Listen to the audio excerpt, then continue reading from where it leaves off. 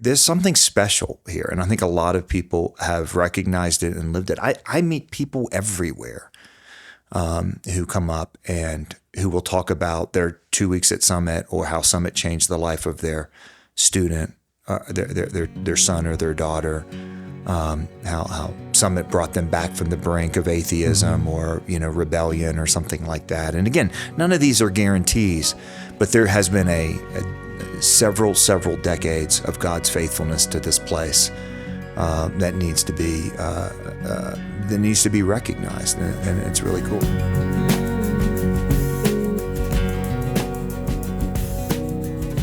I think you'll agree with me. There's a lot of confusion out there. Truth feels optional. Identity seems up for grabs. How can young Christians stand firm and live out a faith that actually makes sense of reality? Well, that's what we've been doing for decades at Summit Ministries, helping students do that, helping them think biblically, defend the truth, engage the culture with courage and with grace.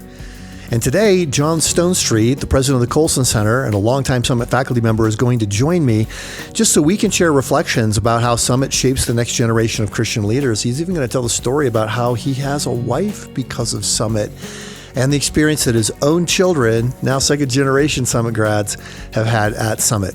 You know John is a sought-after author and speaker in areas of faith and culture, theology, worldviews, education, and apologetics.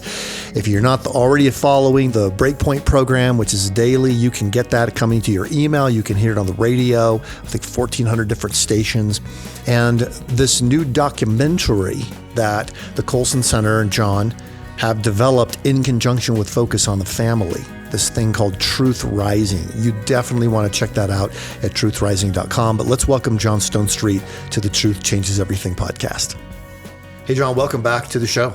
Hey, thanks for having me on again. We talked about the Truth Rising program, which is so critical right now. Colson Center, Focus on the Family. Lots and lots of people are doing this as a study. But on this show, I wanted to really talk about the Summit Ministries program, because you're an author, you're a producer, you're a voice that people recognize from the radio. You're also one of the core faculty members at Summit Ministries and have been so for a very, very long time. So I thought it might just be fun to reflect about Summit as people are trying to make decisions about whether or how they're going to fit that into their kids' schedule for this coming summer. Well, it's been an incredible part of my story, right? I mean, from for now over 20 years, and to the point now where it's a big part of my kids' stories, and also the fact that I have a wife has something to do with Summit Ministries, and just the time. And we're going to have to explain. We'll explain that. Don't worry. That's not a money back guarantee that you will get your kid married, but there have been some lifelong love stories that have emerged from this. But you're right. It's just a huge part, and it's enough that I love to come and teach. I love the interaction with the students. I love to hear their questions, and I think I'm kind of hit that point now where I think about how the questions have evolved and how questions change. But the consistent thing is that Summit Ministries has for. I mean, where are we at 65? We're at 63, we're going on 64 years where this ministry has been consistent. Well, it's provided the consistent context so that the questions can change, but can still be addressed and can still be answered. And the confidence can still be instilled. From the perspective of biblical truth, completely, which is unchanging. So how many ministries do you know of that have been in operation for 64 years that have never sacrificed their core convictions? Well, mission drift is the most common outcome for organizations, but it has not happened at Summit Ministries. And I think part of that has to do with the commitment from the very beginning that this is going to be a place that wrestles with what is true. And it's going to help students who are being attacked in their worldview day in and day out at various levels to wrestle with what is true and be able to answer the lies of our culture. It's the Colossians, don't be taken captive by hollow and deceptive philosophy. 2 Corinthians, take every thought captive and make it obedient to Christ, so that 2 Timothy, you can be a part of setting the captives free who have been deceived by the enemy. And that kind of framing hasn't changed. And so the mission hasn't changed. Yeah. Yeah. Then those 3 points that you just gave are really sort of the the secret sauce Right. for how Summit operates. Now, the tricky part is that, as you've mentioned, the questions do change somewhat through time. Are there any questions that you've been asked at Summit Ministries because you started working with your own generation, Gen X, Right. and then you started working with millennials, then with Gen Z, so 3 generations of students now. Are there any questions that you've noticed are the same? Well, the ultimate questions don't change, right? And that's the stuff of worldviews, some form of where did we come from? Now, when I started, it was much more of the creation versus evolution conversation. In other words, more of the scientific technicality. Yeah. Today, the whole game, when you talk about kids' beliefs about themselves and about sexuality and so on, is the world created? Are there any givens, or is everything a social construct? Right? I mean, the kind of the mechanics of the process, that's not what's throwing a whole lot of kids off, which may have been more of the case, 20 to 25 years ago. But the fundamental question is still the same. The biggest one that hasn't changed is, but takes all kinds of different expressions throughout that time frame, is what does it mean to be human? Who are we? The anthropological crisis, the identity crisis, we were addressing that in some areas, like the area of abortion, way before the idea that the trans confusion would even really become a real thing was there.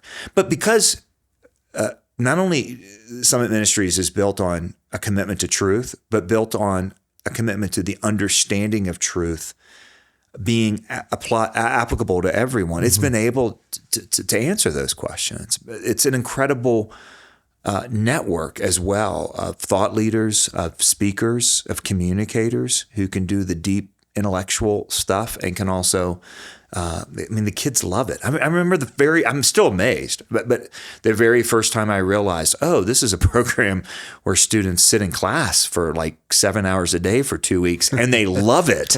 And you're like, well, that can only be a certain kind of kid. But I've seen every kind of kid.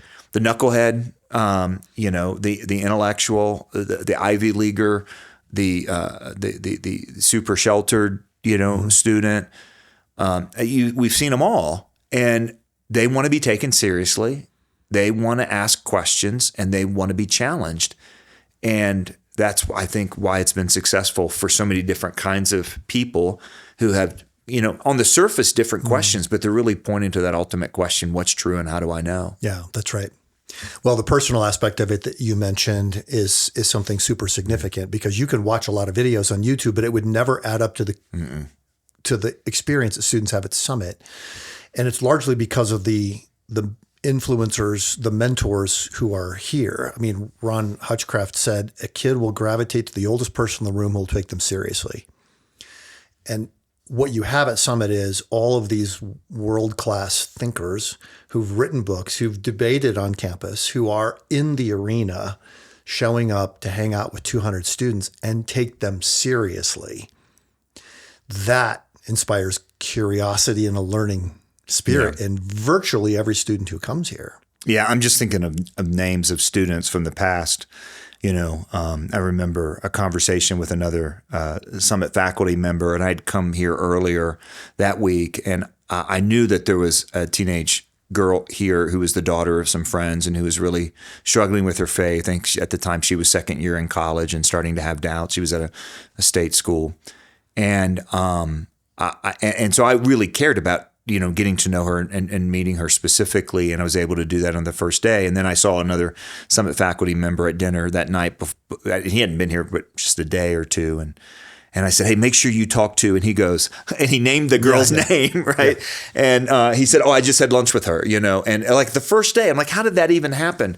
But that's because, again, you're talking about people who are serious, not only about speaking and teaching, but they want these kids to keep their faith. They want these kids to grow deeper.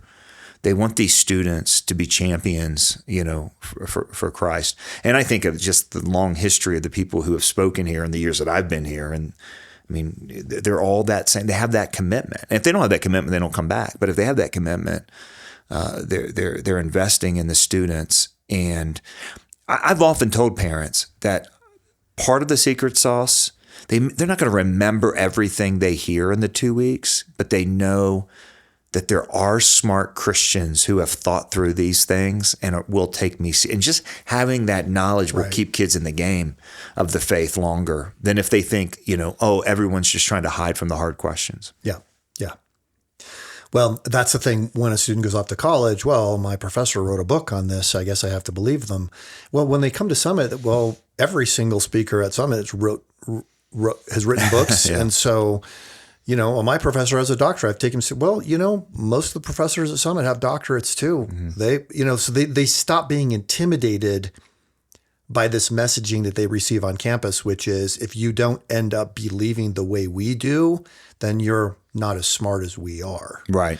Yeah. And I've told people this a lot. This is the golden age of apologetics or worldview, because if there's a really tough question, then it's been answered. The problem is sometimes these answers aren't getting to our students. Right. And this is the place where the answers get to the students and they can actually see it. I mean, the intimidation factor is the biggest factor, I think. I think there's also the social pressure factor that oftentimes derails students. But the answers to these really tough questions are there. Remember, just a couple weeks ago, I heard a podcast on the issue, on one of the issues by the top proponent from a progressive side. And I'm just sitting there listening and going, there's nothing here.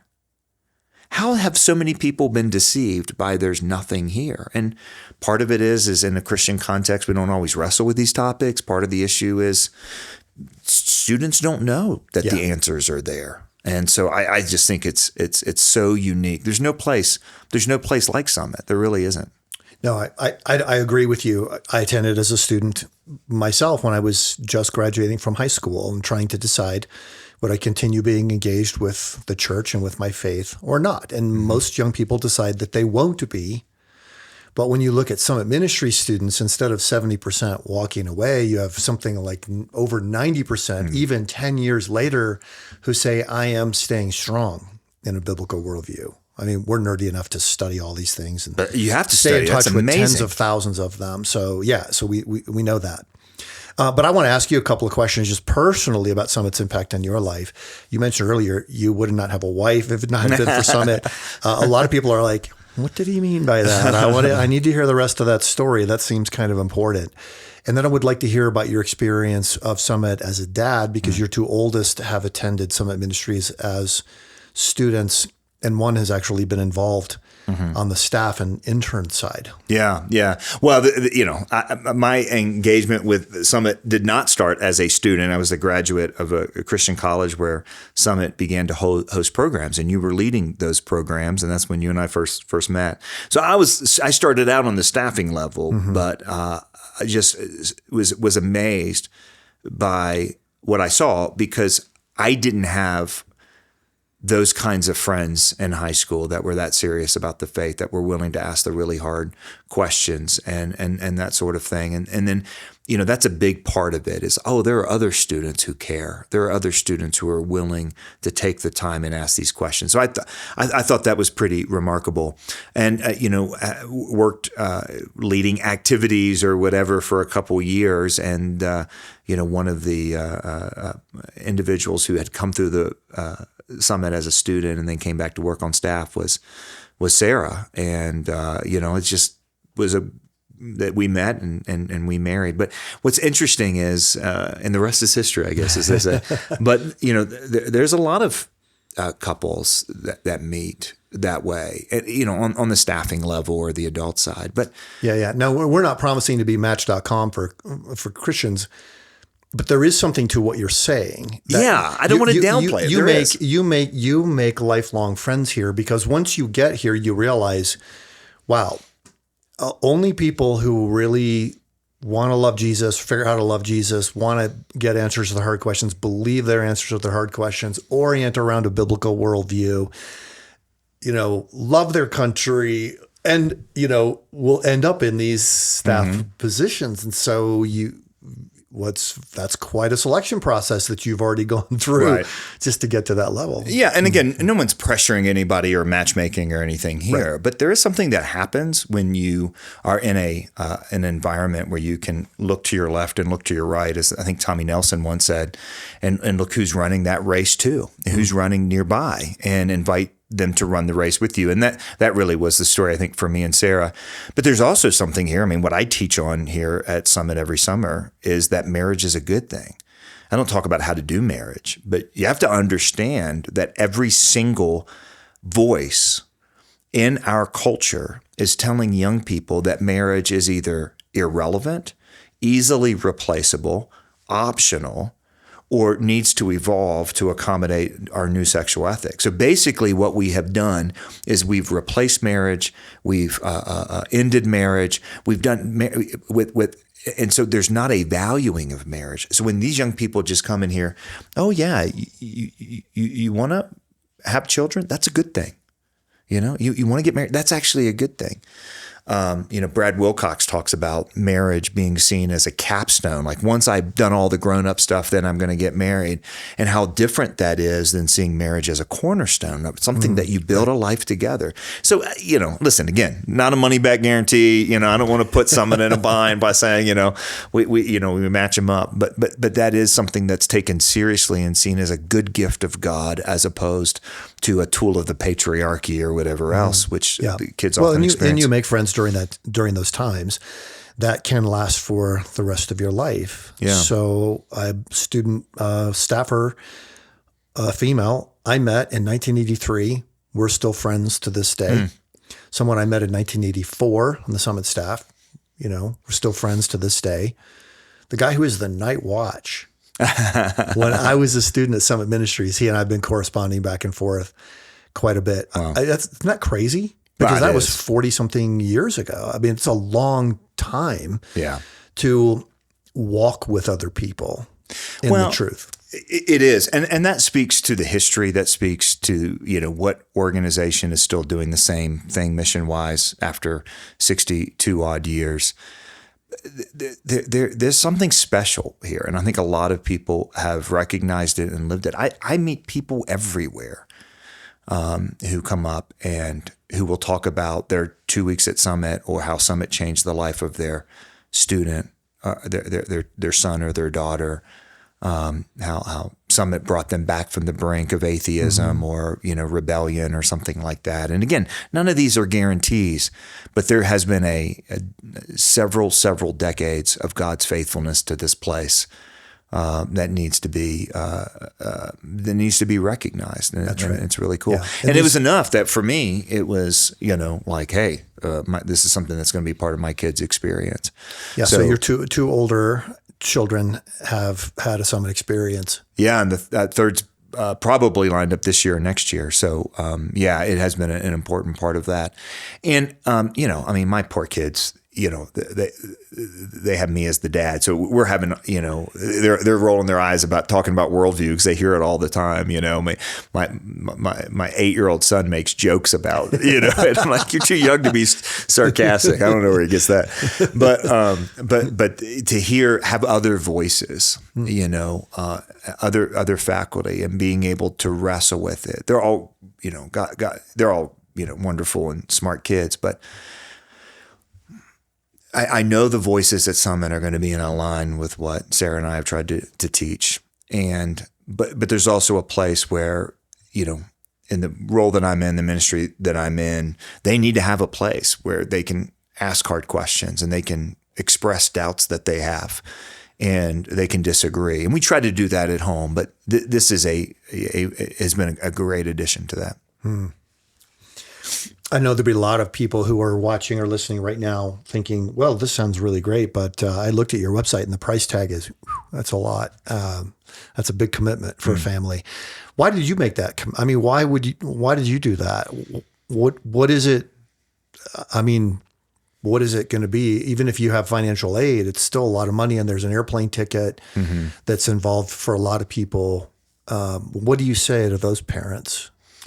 Well, for us, it was factored in from the very beginning that this was going to be part of it, right? Just like, the amount of money that is spent on travel sports or that's spent on other summer camp experiences. It's not like Summit is crazy out of line with any of that stuff. It's $2,000 really, something for the 2 weeks. Yeah. Yeah. It's just, so that's one, is I don't think it's out of line. But second, you if you kind of think about it up front, that to us, this is kind of part of their schooling, Mm-hmm. But also, think about the amount of money that we spend on sending students to college and the amount of debt we'll go into to send kids to college, which, I don't think is a great idea, but a lot of us do it anyway. But why wouldn't you spend that $2,000 or whatever it's going to cost ahead of time to send if you know what they're going to get when they get on the other side? We know they're going to get countered with other worldviews. That's the case even if they go to a lot of Christian colleges. Mm-hmm. And so why wouldn't we want them to dig deep and to have that extra level of preparation and to be exposed to this whole set of sources? And that's not even taken into consideration the experiential side of it, the relationship, the truth plus relationship model that Summit talks about is absolutely what kids get. So the returns are great. The returns are infinite. Would I pay that much money to have somebody, reinforce the faith at such a deep and profound level? You bet. In fact, so much so that not only, have we committed to having our own kids go through Summit, but our church has committed that every senior that wants to will go.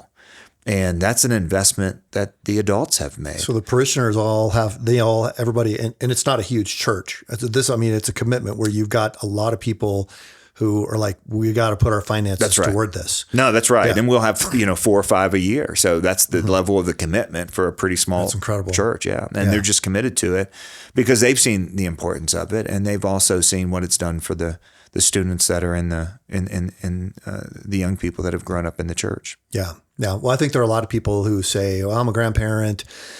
Maybe my grandkids can come. That's a lot of the students who are here just today visiting with a granddad who whose granddaughter's getting ready to come to Summit this summer. Oh, yeah. Her father had come to Summit years ago and then was a military hero and in law enforcement and all of that. Now so it's like a third generation. That's cool. Getting ready to come. A lot of grandparents are saying, yeah, our financial resources weirdly now are better than when we were younger. So maybe we'll help. Mm-hmm. And a lot of grandparents are making that commitment. There have been a lot of people who've said, yeah, I want to do that. I want to do that for my church. There are a lot of families who say, I'm going to write a check to the church and we're just going to try to make this. And I'm going to try to get other people to write a check too. But I want to make this a regular commitment. We want to wear grooves in the pavement between our church and Summit Ministries, because when they come back, they get it. Yeah, why we're doing what we're doing. Yeah, no, that's right. It's their personal development, it's their faith formation, it's their relational formation. There's just so many benefits of it, and we saw that with our own kids on multiple levels, and so we're true believers. Yeah. Well, there'll be a lot of students who come through Summit Ministries who become difference makers. Every morning when I'm exercising, I listen to podcasts, number 8 news podcast in America. And the investigative journalist is a Summit grad and the producer is a Summit grad. It's just like everywhere these students are out there being people who want to make a difference. But your child may want to start a local business. Mm-hmm. Your child might want to be a homeschool mom. Your child might want to be an artist. You don't have to be president of the United States to make a difference.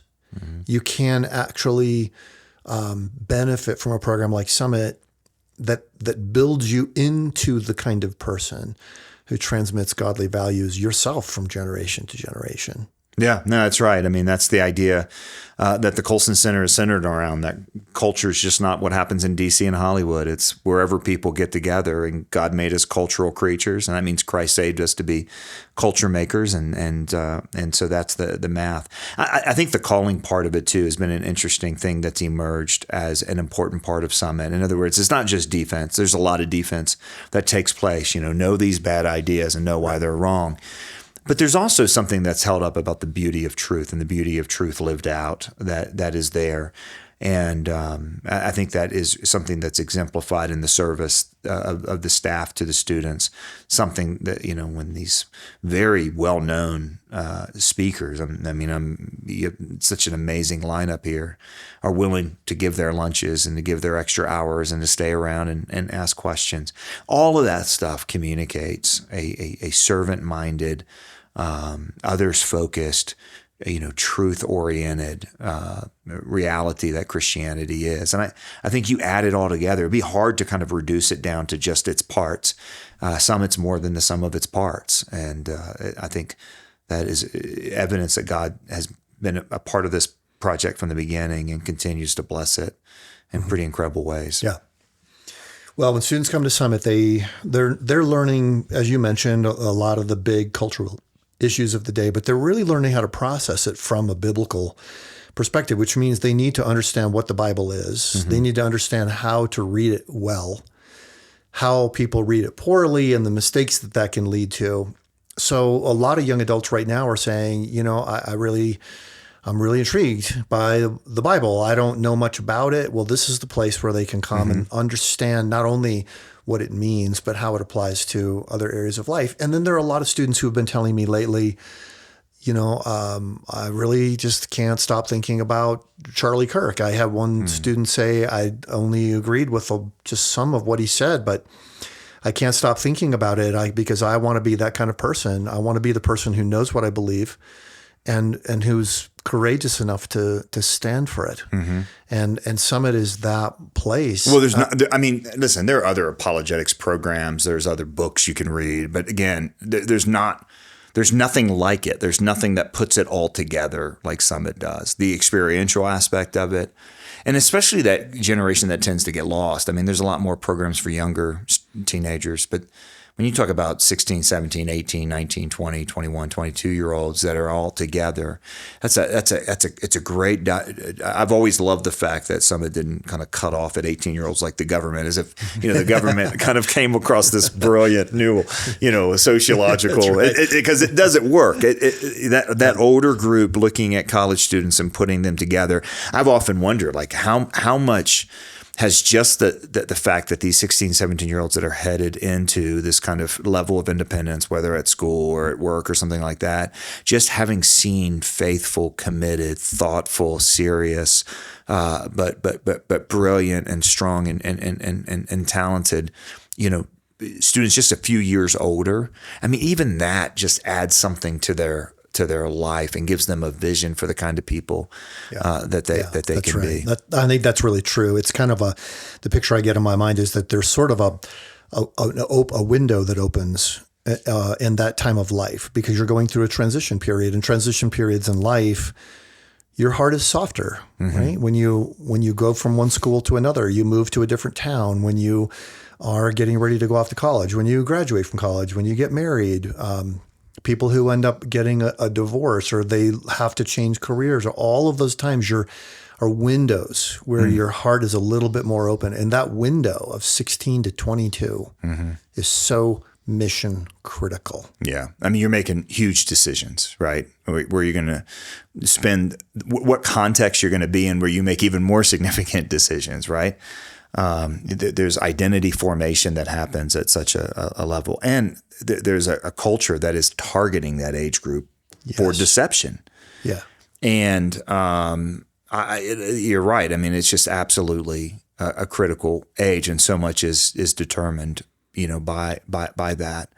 And, that's always the age too, where people are starting to make their faith their own or not. And a way to do that in an environment that allows students to ask the questions they need to ask, to wrestle, to be challenged in the way they need to be challenged. The context is set up for, I'm thinking of a couple speakers, and their ability to just kind of look at students between the eyes and shoot straight.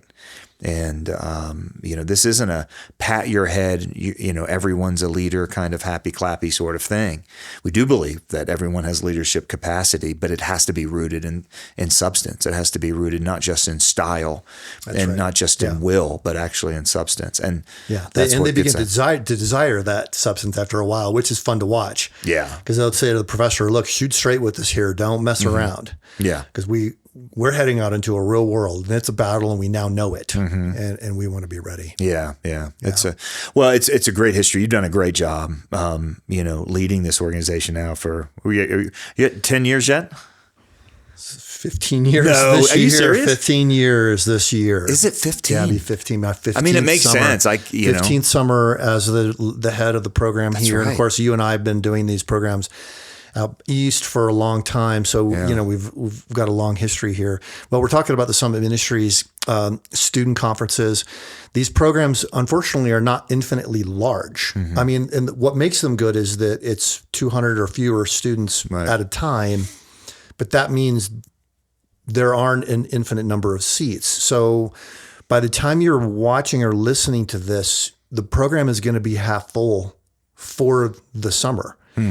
When you and I were growing up, you made your decisions in May of what you were going to do in June, July, and August. That doesn't work for Summit. You better be making your decision in January. February would be you really want to be jumping on it by then. Going to summit.org, you pay a deposit, that secures the spot. Then they can file an application and get moving with making sure that they're able to get here this summer, either in Colorado, or this summer we're going to actually be meeting at Anderson University in South Carolina. Yeah, good. Yeah, they've got great hospitality, brand new, beautiful dorms. The food is good. The people there are super friendly. Your kids are going to be loved here. They're going to be cared for. We watch over them. We have 24-hour medical care. They're going to work hard and they're going to play hard. We do sports and, all the fun Colorado and even in back east, whitewater rafting and all of that. But they're also going to be challenged. They're going to be discipled. They're going to be mentored. They're going to be shown how to engage in a godly way in dialogue about some of the toughest issues of our time. Yeah. So I think this, just pray about this. But if this is the summer, then we need to do it. We all know in an age of information like now that cultivation of discernment and wisdom, all that is like non-negotiable, right? But we say things like, well, we want our kids to know how to think, not just what to think. But if you think about their experiences, almost all of their experiences has been up to this point teach them what to think, right? And that makes sense. They need to have kind of a baseline.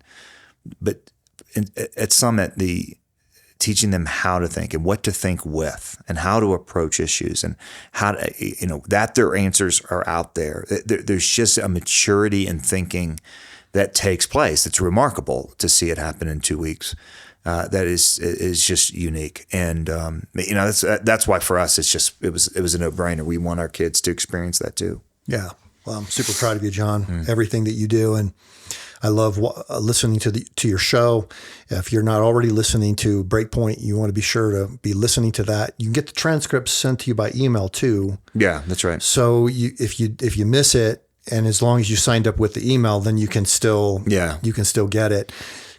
Because you're probably thinking, okay, well, what about all these crazy things that come up in the news? And sometimes they only last a week, but sometimes, it's months or years long of a trend, and you guys track them and talk about them regularly. It doesn't seem like there's any topic that you're unwilling to.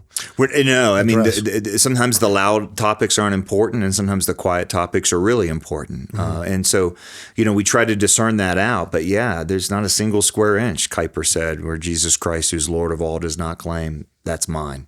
And so we try to approach all of that. So no matter what the topic is, I think it applies to a Christian, right? We want to think about it as a Christian, and that's the approach we take. Yeah. Well, I appreciate your friendship. Appreciate our partnership with Summit. And thanks for hanging around to talk about the Summit program for a little bit.